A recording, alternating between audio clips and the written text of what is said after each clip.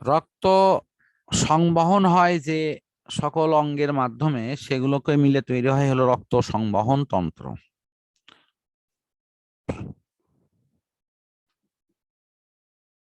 তো রক্ত সংবহন তন্ত্রে সাধারণত তোমার 3 প্রকার নালী থাকে, একটি ধমনী, একটি শিরা, আর একটা হলো কৈশিক জালিকা। ধমনীটা হলো এরকম, যে সকল রক্ত নালীর মাধ্যমে অক্সিজেন সমৃদ্ধ রক্তগুলো হৃৎপিণ্ড থেকে সারা দেহে সঞ্চালিত হয়, সেটি হলো রক্তবাহী। আর তাহলে ধমনীর ক্ষেত্রে কি হয়, রক্তবাহী নালীটা হৃৎপিণ্ড থেকে রক্তগুলোকে সারা দেহে সঞ্চালন করতে সাহায্য করে।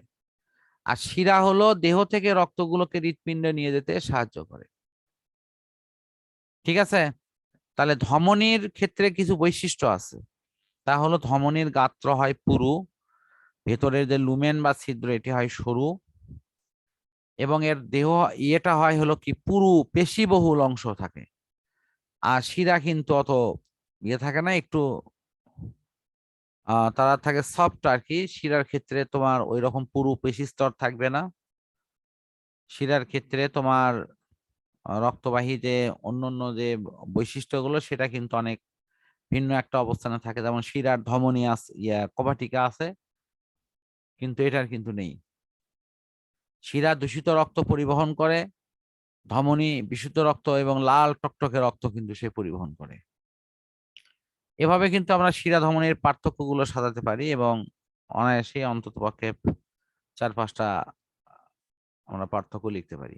বুঝতে পারছো কি? জি স্যার। তো এখানে কিছু নাম দেওয়া আছে। ধমনীর প্রাচীর 3টি স্তর থাকে, দেখো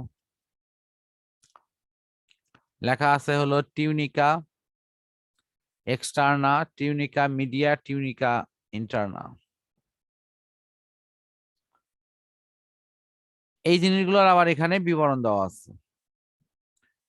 একটা খুব সুন্দর জিনিস এখানে আঁকে দেওয়া আছে, যারা এই ডিজাইনটা করছে তাদেরকে আমি স্পেশালি ধন্যবাদ দেই, যে এটা অনেক সুন্দর একটা জিনিস দেখাচ্ছে।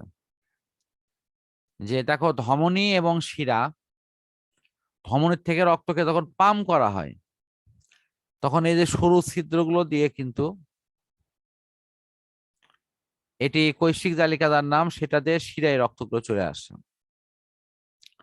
তাহলে রক্তর কিন্তু একটা চলমান প্রবাহটা কিন্তু এটি কন্টিনিউ থাকে।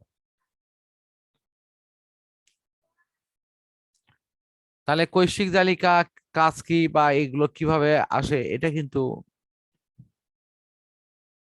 আগে থেকে অনুমান করা, এবং এখান থেকে রক্ত সঞ্চালন করার কৌশলগুলো নিয়ে আমরা যে বিষয়গুলো এতদিন পড়ে আসছি, এটা কিন্তু এখানে বাস্তবে আমরা বুঝতে পারছি।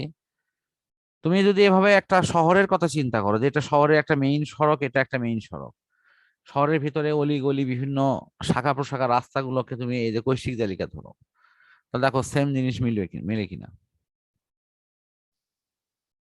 কি তাই হয় না?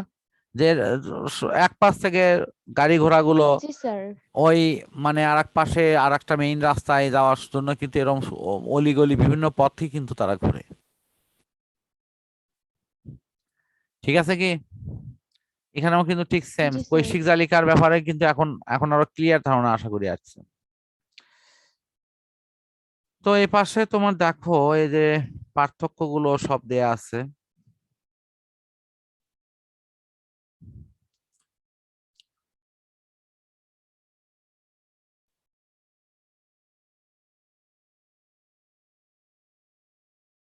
শিরা ধমনির পার্থক্য এখানে লেখা আছে: উৎপত্তি স্থলের সমাপ্তি ও রক্তের দিক, প্রকৃতি, নালীপথ, কপাটিকা অবস্থান। বলো এর মধ্যে পার্থক্য কোনটাতে প্রবলেম হতে পারে? স্যার বুঝিনি। এই যে রক্ত, শিরা এবং ধমনির পার্থক্য, জি এদের স্যার। উৎপত্তি, সমাপ্তি, রক্ত প্রবাহের দিক, রক্তের প্রকৃতি, প্রাচীর ইত্যাদি যে পয়েন্ট গুলো আছে, এর মধ্যে দেখো তো কোনটা তোমার অজানা। তাহলে আচ্ছা একটু দেখি। আমি সেটার উপর ধারণা দিচ্ছি। যেমন উৎপত্তি সমাপ্তি তো বুঝছো। স্যার ধমনীর উৎপত্তি তো হলো ইয়াতে, মানে হৃৎপিণ্ডে আর সমাপ্তি আর হচ্ছে সমাপ্তি হলো হলো তোমার তোমার হ্যাঁ কোষিক দেহে। জালিকায়। হ্যাঁ আর শিরার উৎপত্তি হচ্ছে কৈশিক জালিকা থেকে আর সমাপ্তি হচ্ছে হৃৎপিণ্ডে। রক্ত হ্যাঁ প্রবাহের দিক ধমনির ক্ষেত্রে হচ্ছে হৃৎপিণ্ড থেকে সারা দেহে, আর শিরার ক্ষেত্রে হচ্ছে পুরো সব কোষ থেকে হৃৎপিণ্ডের দিকে। আচ্ছা রক্তের ফাইন। প্রকৃতির আচ্ছা ধমনী ওটা হচ্ছে হয়েছে অক্সিজেন সম্পন্ন। রক্ত প্রবাহের দিক, রক্ত কোন দিকে প্রবাহিত হয়? জি স্যার, সেটাই তো বললাম যে হচ্ছে হৃৎপিণ্ড থেকে পুরো শরীরে ধমনীর।